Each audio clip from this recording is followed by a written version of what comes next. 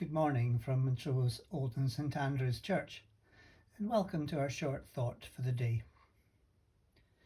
An upsetting duty for a bride-to-be to let some of her guests know that they can't come to the wedding because of the restrictions, or indeed to have to postpone the wedding, possibly once more.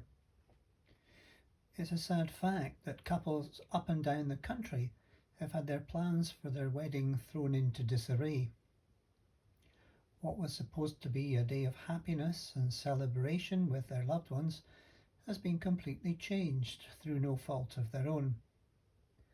That said, very few indeed would have wanted to have a traditional gathering with a large gathering of family and friends if it was going to result in some of the company getting ill or worse. And so being uninvited to a wedding is strangely not unusual in coronavirus hit 2020. In the parable of the Wedding Banquet, Jesus tells of a king who gave up on the elite who'd been invited, but who found excuses not to attend. It was a huge sign of disrespect. There was more going on than met the eye, for when he sent servants to inquire, some of them were killed.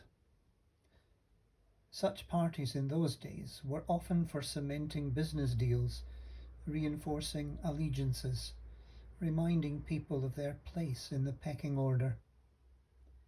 But here the king turns his back on convention and opens his table widely to the most unlikely of people. There is an odd sting in the tail. One budding guest is rejected because they're not wearing the attire provided by the king. Not because he wasn't wearing a tie or her skirt was too short, more likely something akin to an invitation or a passport. The key lesson is that God doesn't accept us on the basis of our deserving. It's all His doing. We don't deserve His acceptance, but in Jesus, He invites us freely. In a sense, Jesus Himself is our invitation. We're welcome in His name because of His love for us, and we're called to respond by loving and serving Him. So forget pecking orders and those and such as those. You're invited, and Jesus is your invitation. RSVP with love. Thanks again for joining us. Until next time, look after one another. May the Lord bless you. Amen.